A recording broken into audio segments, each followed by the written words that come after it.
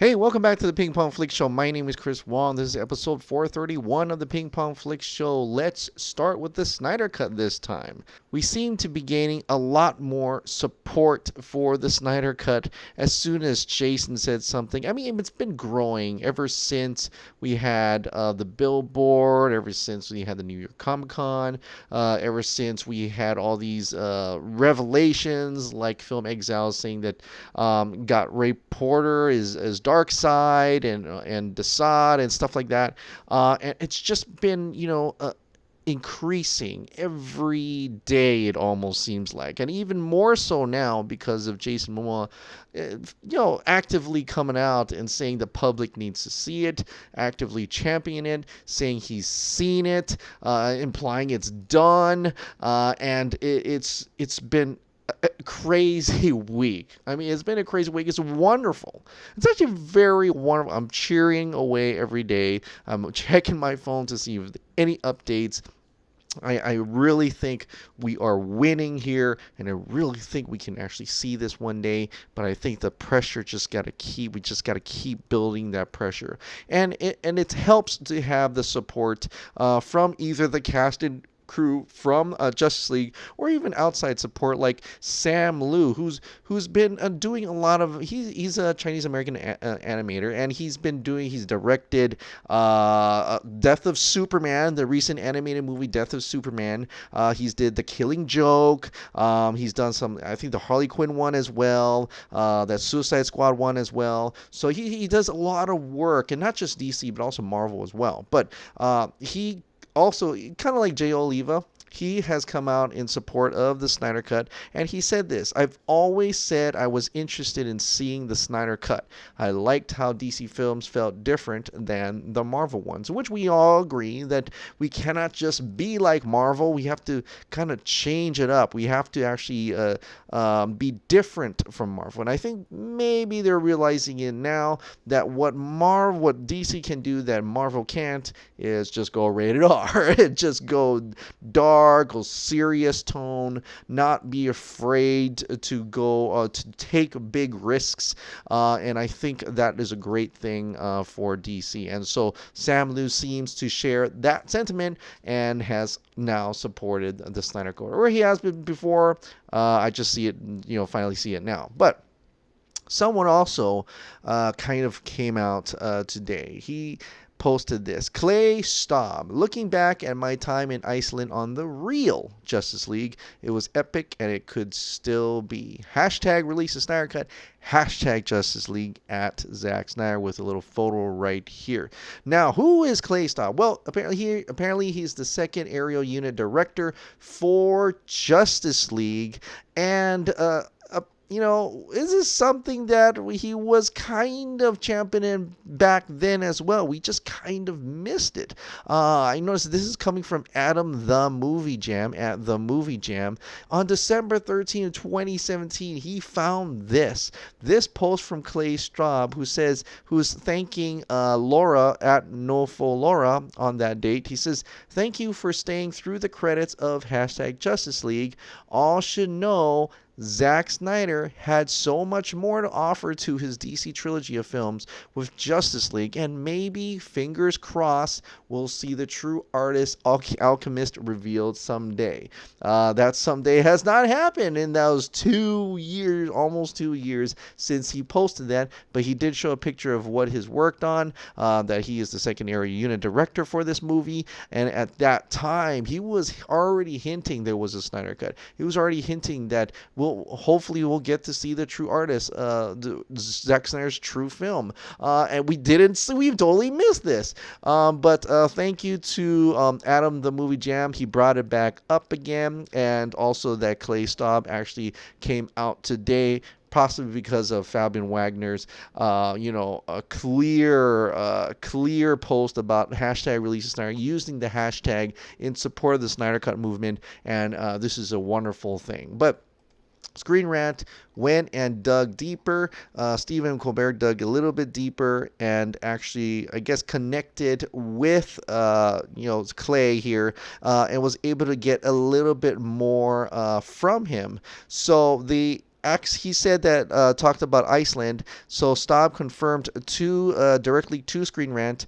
I was Ariel second unit director on JL, and I did some time in London and Monaco too. Most of my work was focused on Bruce Wayne's travel to the village in Iceland and the discovery of Arthur Curry. And at this time, he kind of just interacted with the fans a little bit and just showing what he had done. He even was at that time part of the crew. At that time, when Zack Snyder shot Mara and Iceland, he was there as well. Was during that time as well, of course, because all of that was in Iceland. And then when it comes to about the Justice League thing, and people are wondering like, what about this? What happened there and everything? He said this.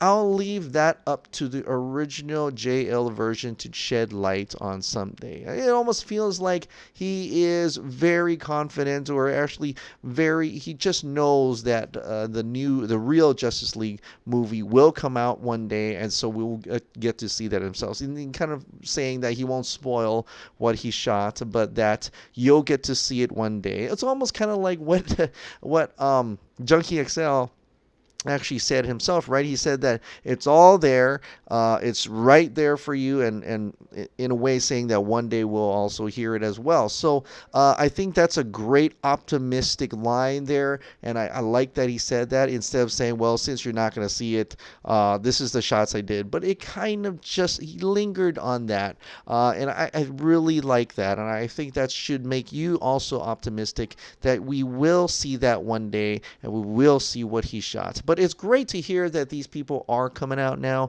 are actively promoting, even hashtagging it as well. So that is also great. And sometimes they don't all do the hashtag, but they kind of just want to kind of post something out to show that they're for the Justice League. And this is Samantha Schnitzler. She didn't post something. She posted something in February 21, and I kind of retweeted it. Would you like to see the Snyder Cut? She said she had fun on made that movie. Hashtag Justice League. Hashtag Amazon. And when Josh JBird821 replied to that and says, I bet and hopefully we get to see your work along with many others. Samantha did like that post, as in actively trying to actually like it. She didn't actually promote the hashtag, but maybe she will later on. But it's great to see that another another cast member wants to see that work made. And she did reveal before to Jeffrey that I guess it took 6 months, all that 6 months of work. And I'm thinking, I didn't get to look, but maybe she's also uncredited as well. So that's another person that should deserve some credit for the real Justice League movie, and hopefully she'll get that as well. Screen Rant also published another article today called Justice League Chernobyl. Actor Peter Guinness was cast as Darkseid servant Assad. Now, if you think you've heard that before, it's true. You have heard that before. Film Exiles has talked about it before, and other articles had already picked that up before. But I guess they've maybe Peter Guinness or some source close to production finally confirmed with Screen Rant today, and that's why they were able to post this article today. So another person that was in the movie that we didn't get to see. So that is for the Snyder Cut. A lot of more support, and I'm feeling that in the coming days, in the coming weeks, we're going to hear a lot more people coming out and says, hey, I want to see the Snyder Cut too. Hashtag release the Snyder Cut too. I did this, I did that, and maybe that could help actually, it would build, the pressure for Warner Brothers to announce or release something or say something about the Snyder Cut instead of just hiding in the dark so far. So hopefully, like us, what I try to do is just keep letting you know that this is happening. Just tell you that the flame is getting higher, the fire is rising, and we should just hop on this train that's never going to stop. Nothing will stop this train until Warner Brothers finally talks about the Snyder Cut, helps release the Snyder Cut, lets Zack release his version that he wanted to make. So hopefully we'll get that show going. But in the meantime, there are other movies coming out that we would try to. We have to remember. DCEU is still kind of going strong. It may not be the Snyderverse, but other directors are making DC films as well. And I guess one of them is the Black Adam movie. Humberto Gonzalez today said this on Instagram and on Twitter. Black Adam versus Hawkman coming 2021. Who do you got? So that is kind of just confirmation, at least from him, that Hawkman does appear in the Black Adam movie with Dwayne Johnson. And that would actually make sense. And actually, that would be kind of cool to see. We're going to have a POV through the eyes of the villain fighting an actual hero. And so I'm really interested to see how that plays out, but it's probably going to be pretty damn cool, and I can't wait to see this movie in 2021. And it'll be a lot. I gotta tell you, it's got to be more interesting just the Black Adam movie. I know Dwayne Johnson is a champion in that, and he's an incredible star power for that. But it just has that villain versus hero vibe that I think is such a cool thing, because it's going to be a blockbuster movie. It's not going to be like a artistic movie like the Joker. And so with Black Adam fighting another meta-human, it would actually be a lot more satisfying, I think. And it will be, I'm downright kind of pretty excited about that. So Black Adam versus Hawkman coming in 2021. Expect that for that. So they'll start shooting next year, and then we'll get to discuss Black Adam's costume and Hawkman's costume. We're gonna get and who's gonna play Hawkman. They're gonna all that initial excitement for a movie that's being announced will come into play once again. So be on the lookout for that. Now, the last thing I want to talk about is this whole Wonder Woman 1984 thing. So this is a test screening leak, and this came on Reddit, but if you want to believe it or not, I'm just going to have to let you know there are spoilers in this article. So if you do not want to know a thing, like not a thing about this movie, then I really suggest that thank you so much for subscribing. Thank you so much for watching, and I'll see you next time. But if you're still here and you're kind of curious about the alleged Wonder Woman 1984 plot details after this October test screening, then here we go. Okay, so once again, there's gonna be spoilers in here, and if you don't want to know anything about Wonder Woman 1984, now is the time to get off this video. But if you're still here, I'm going to read to you this article coming from boundingintocomics.com.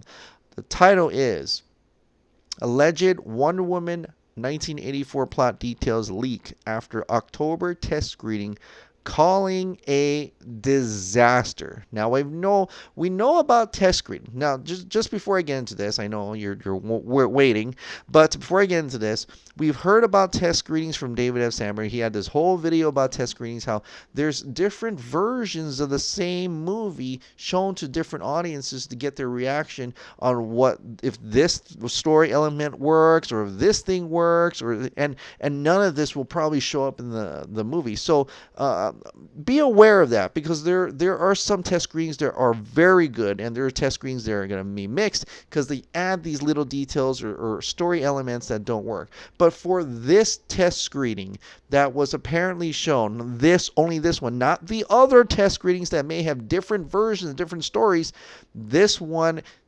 appears to be, according to Cosmic Book News, words thrown around to describe Wonder Woman 1984 as goofy, slow, and plot heavy. So now that also means that they could fix this later on, but let's go on with this. So Matt McGloin writes, Redditors note this version of Wonder Woman 1984 received mixed reactions, as some felt it came off really goofy, really campy, and simple, while others offering it's too slow and plot heavy. Now, Max Lord's powers. The source of Max's powers was reportedly a magic stone. It can grant wishes but has a monkey's paw effect that gives them an added curse, and the curses feed Max Lord's power. Wonder Woman and Steve Trevor. Diana gets Steve back by accidentally wishing him alive again. The problem is, as reported months back, Steve is in the body of another man only she sees as Steve. Her wish also costs her some of her invincibility, as bullets and knives can now hurt her. But it might be much more than just her invincibility. One user who claims to have seen the test screening notes, Diana is fairly powerless through most of the movie because she lost most of her powers due to making a wish on the stone, since it works like a monkey's paw and each wish exacts a price from the wisher. They add, so for most of the film she fights mainly using the lasso because it's the only thing that hasn't lost its power. And the lasso appears to have gotten an upgrade. It now has the ability to fire off bolts of lightning. Okay. Also losing the power to fly. She and Steve go after Lord. McGloin swears in a plane, which Diana can turn invisible. You probably saw that coming, especially if you saw that set video from June 2018, which seemed to indicate Wonder Woman would be flying around in her iconic invisible jet. Now, at that time, I thought she was just running fast, and they were just stringing her up so that she can run faster, but I don't know. Lord's Rock also gives Barbara Minerva the power the cheetah, since she wants so badly to be a hero. The power cheetah obtains allows her to leap around at super speed and hurt people with her claws. They also add that Cheetah also gains super strength, and there's a scene reminiscent of a scene with Bruce Willis in Unbreakable where she clean and jerks about 1,000 pounds in the gym, to the amazement of everyone there. However, they were not impressed with Wig's outfit or her power set. They state, I didn't find her particularly powerful or menacing looking. She just looks like Kristen Wiig in a cat suit, as I like to call her, a cat's reject. Nevertheless, Cheetah will play a villain to Diana after she discovers Diana plans to apprehend Lord, which in turn would see her powers taken away. Barbara eventually goes back to normal with everything else after a big fight where Max undoes his wishes by mistake. Meet Steve Black. Steve goes away too, but that's not the end for Steve's unwitting host and Diana.